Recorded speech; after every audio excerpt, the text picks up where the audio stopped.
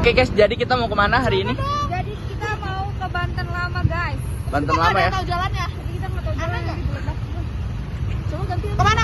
Mau ke Banten Lama guys, jadi kita Ngapain ke Banten Lama? ngapain ya kira-kira? Berdua aja. Assalamualaikum warahmatullahi wabarakatuh. Halo semuanya, kami dari kelompok 2 studi kebantenan kelas 6C akan mengajak kalian menelusuri jejak sejarah di Tanah Banten. Dalam video ini kami mengunjungi salah satu situs bersejarah penting dari masa Kesultanan Banten, yaitu Keraton Surosowan yang terletak di kawasan Banten Lama.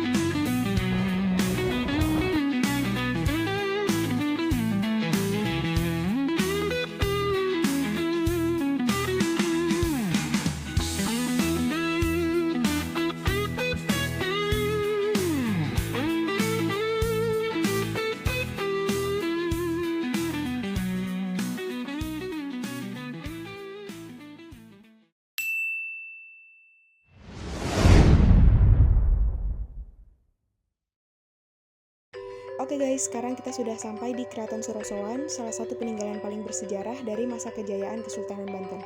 Di depan kita terlihat sisa-sisa bangunan bata merah yang dulunya merupakan pusat pemerintahan dan kediaman sultan. Keraton ini dulunya berdiri megah, dikelilingi benteng pertahanan dan kolam pemandian khas kerajaan. Meski yang tersisa kini hanya reruntuhan, setiap sudutnya seakan masih menyimpan jejak kejayaan masa lalu. Jalan yang kami lewati ini dulunya mungkin menjadi tempat para prajurit lalu lalang atau para utusan kerajaan datang membawa kabar dari negeri seberang. Di video ini kami akan membahas lebih dalam tentang sejarah Keraton Surosowan dan perannya dalam perkembangan Kesultanan Banten.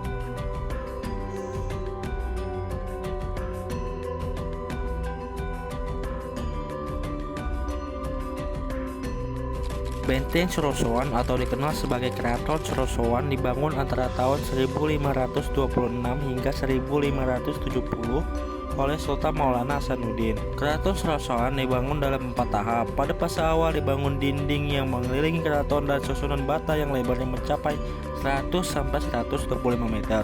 Pada fase kedua dibangunlah dinding bagian dalam yang berfungsi sebagai penahan tembakan dan bastion atau sudut benteng berbentuk intan. Pembangunan fase ketiga meliputi pendirian ruang-ruang di sepanjang dinding utara dan penambahan lantai untuk mencapai dinding penahan. Pada fase terakhir dilakukanlah perubahan pada gerbang utara dan gerbang timur.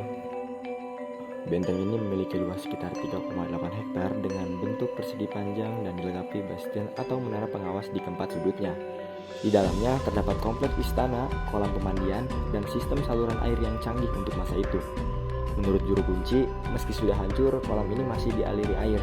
Meski tampak kotor dan berlumut, tetapi warga yang percaya tetap aman saat meminumnya seakan air itu bersih. Air dari kolam ini berasal dari Danau Tasikardi yang telah difilter di Pengindelan Abang.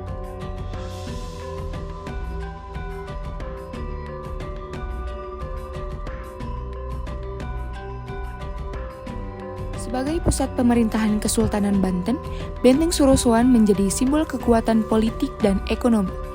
Namun, pada tahun 1808, benteng ini dihancurkan oleh Gubernur Jenderal Hindia Belanda. Beliau bernama Herman Willem Daendels sebagai bagian dari upaya Belanda untuk melemahkan kekuatan lokal.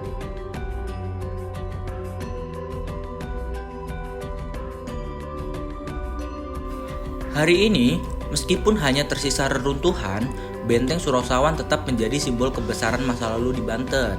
Sebuah pengingat bahwa di tanah ini pernah berdiri kerajaan Islam yang disegani dan berjaya di wilayah Nusantara.